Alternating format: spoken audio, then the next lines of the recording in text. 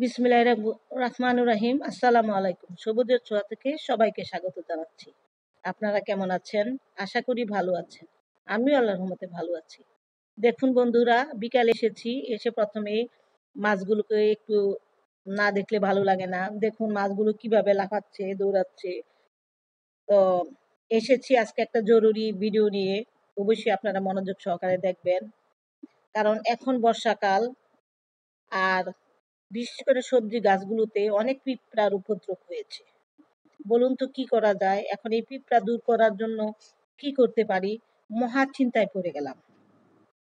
তো অবশ্যই আমার কাছে সেই সমাধান আছে।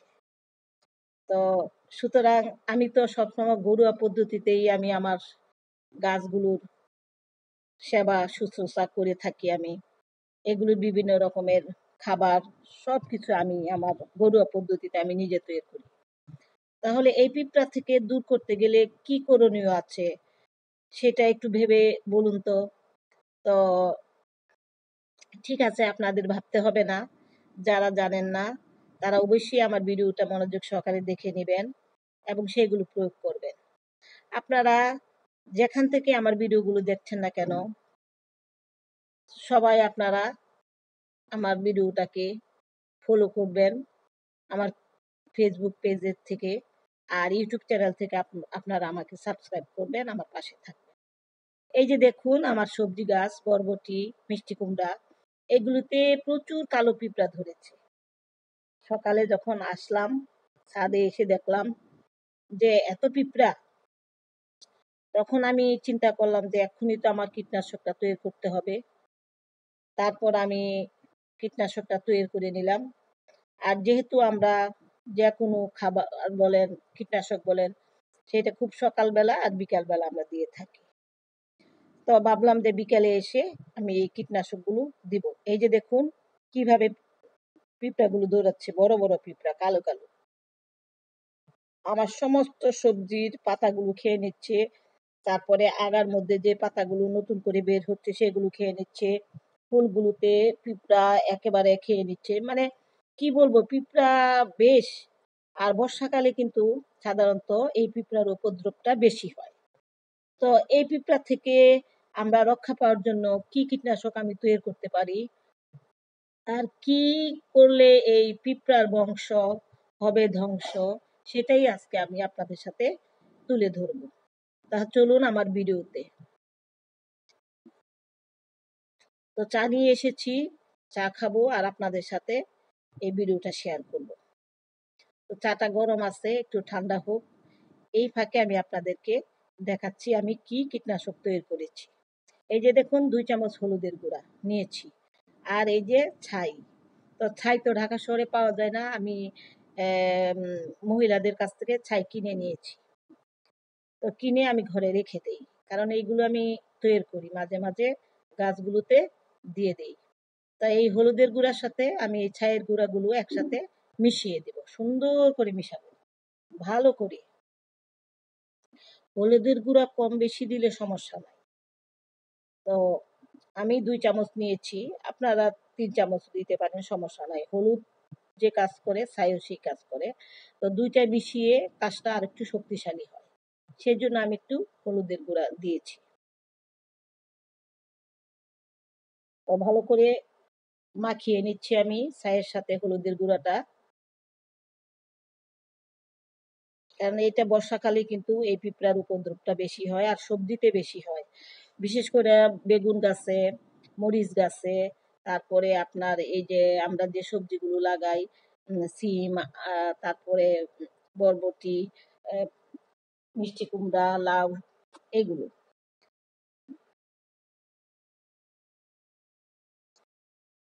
তো ভালো করে আমি মাখাচ্ছি হলুদের গুঁড়ার সাথে, মিক্স করতেছি।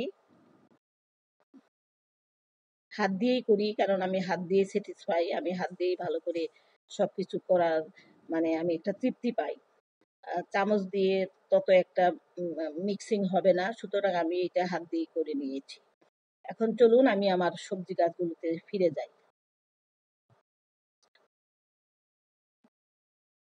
খুব সহজ পদ্ধতি, বিনা পয়সায়।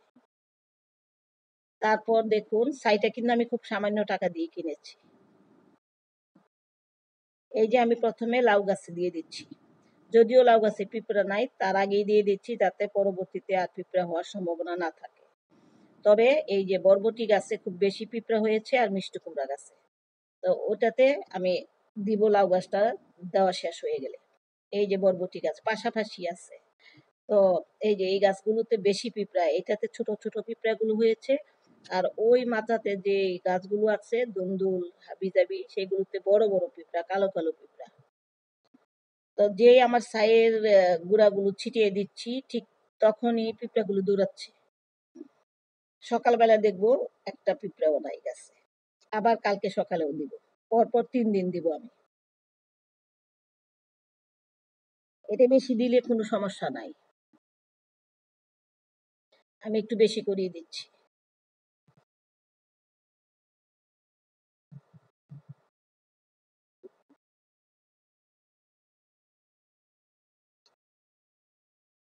মাথার উপরেও আমি ছিটিয়ে দিচ্ছি,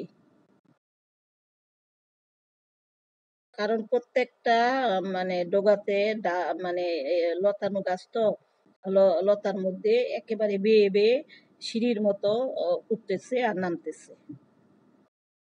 তো পুরা গাছটাতেই আমি ছিটিয়ে দিয়েছি।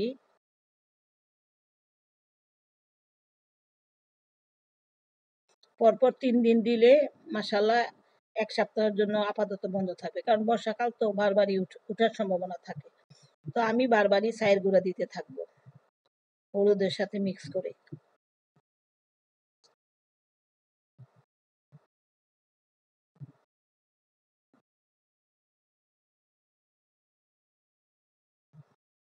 দেওয়ার সাথে সাথে পিঁপড়াগুলো হালকা হয়ে গেছে। এত এত পিঁপড়া আপনাদেরকে ক্যামেরায় অতটা দেখানো যাচ্ছিল না। এখন যাচ্ছি আমার ওই মাচায়, ওই মাচায় বড় বড় পিঁপড়া, এগুলি বর্ষাকালই হয়।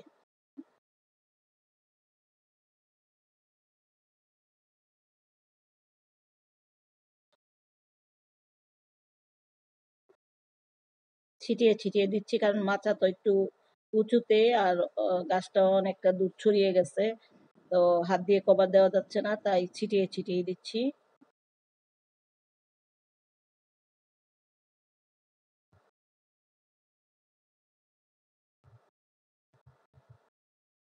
একসাথে এত গাছ বসিয়েছি, আসলে জায়গা থাকে না, কি করব। তো এগুলোকে আলাদা আলাদা বসালে সবচেয়ে ভালো হতো। সিম গাছ, মিষ্টি কুমড়া গাছ, এগুলি সবই একই বেডে বসিয়েছি।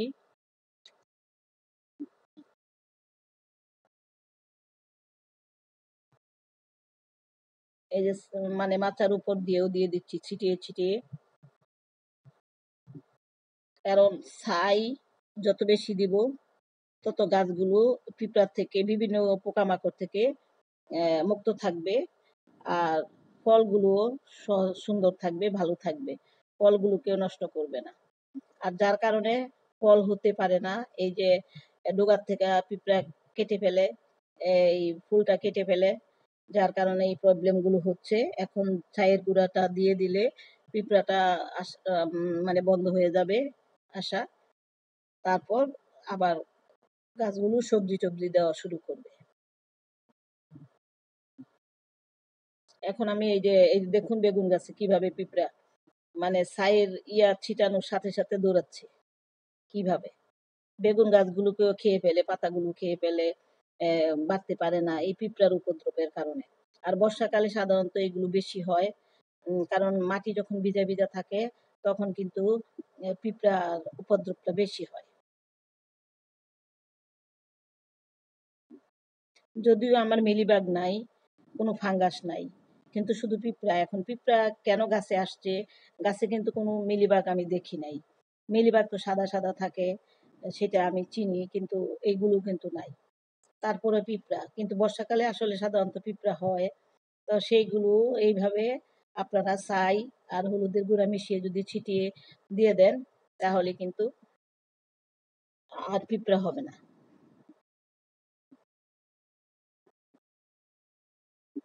পরপর 3 দিন আমি দিব এইভাবে, আবার 1 সপ্তাহ ঘুরে আসলে আবার পরপর 3 দিন দিব। এভাবে দিতেই থাকবো, কারণ সমস্যা থাকলে সমাধান করতে হবে।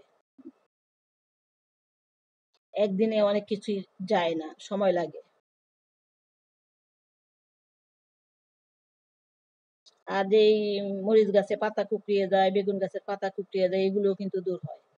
সমস্ত গাছেরই পাতা কুকড়ালে এই ছাইয়ের গুঁড়া আর হলুদ মিশিয়ে দিলে সেগুলো বন্ধ হয়ে যায়। এগুলো মাটিতেও দেওয়া যায়। তো আজকে আমি মাটিতে দেই নাই, আজকে আমি শুধু গাছগুলোর উপর ছিটিয়ে দিয়েছি, যেহেতু গাছগুলোর উপরে পিঁপড়া।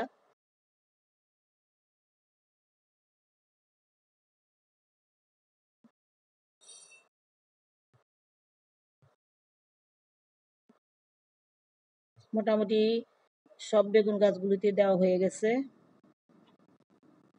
আমার ছাইও শেষ, এখন আর দেওয়া যাবে না।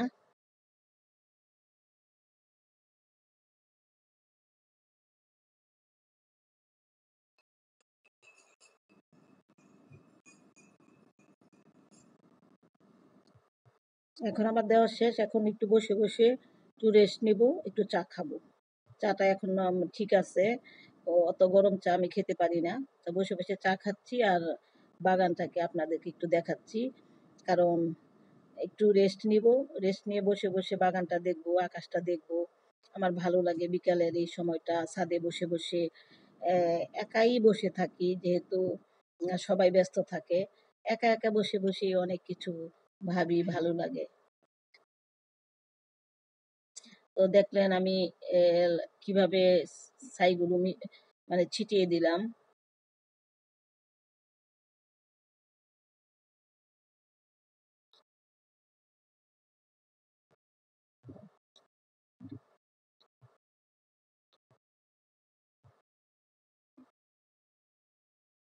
মানে পিঁপড়াগুলো আঁকড়ায় ধরে থাকে।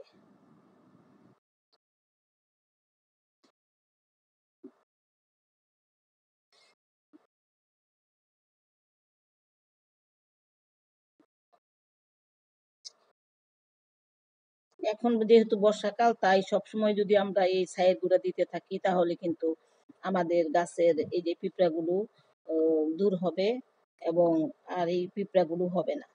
তা আমার ভিডিওগুলো যদি আপনাদের ভালো লেগে থাকে, অবশ্যই আপনারা আমাকে সাপোর্ট করবেন। আর এইগুলোতে অনেক কার্যকরী ভূমিকা পালন করে এই ছাইয়ের গুঁড়া আর হলুদের গুঁড়া। আপনাদেরকে পরবর্তী ভিডিওটা দেখাবো যে আমার গাছের অবস্থানটা কি।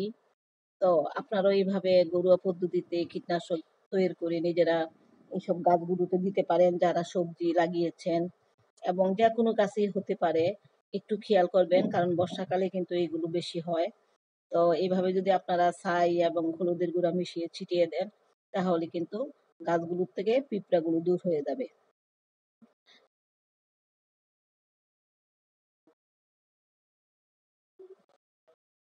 আমি কিন্তু এগুলো দিয়েই কিন্তু আমার গাছের কীটনাশকের ব্যবহারটা করি। কীটনাশক হিসাবে আমি কাজ করি এগুলো দিয়েই। তারপর অন্যান্য কিছু দিয়েও আমি তৈরি করি। তো ছাইয়ের গুঁড়াটা একটু বেশি কার্যকরী।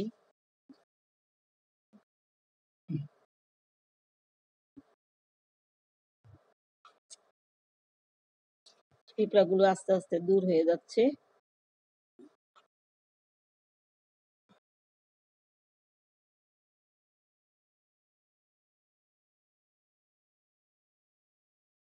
তো ভালো থাকবেন, সুস্থ থাকবেন, সবুজের ছোঁয়ার পাশে থাকবেন। আর অবশ্যই কমেন্টস করে জানাবেন কেমন লেগেছে। আর আপনারাও এগুলো প্রয়োগ করবেন। যাদের ছাদ বাগান আছে, তারা এই গাছগুলোতে এইভাবে দিবেন।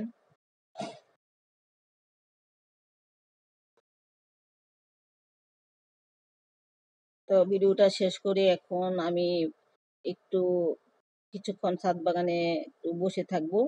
আজকে এই পর্যন্তই। আল্লাহ হাফেজ।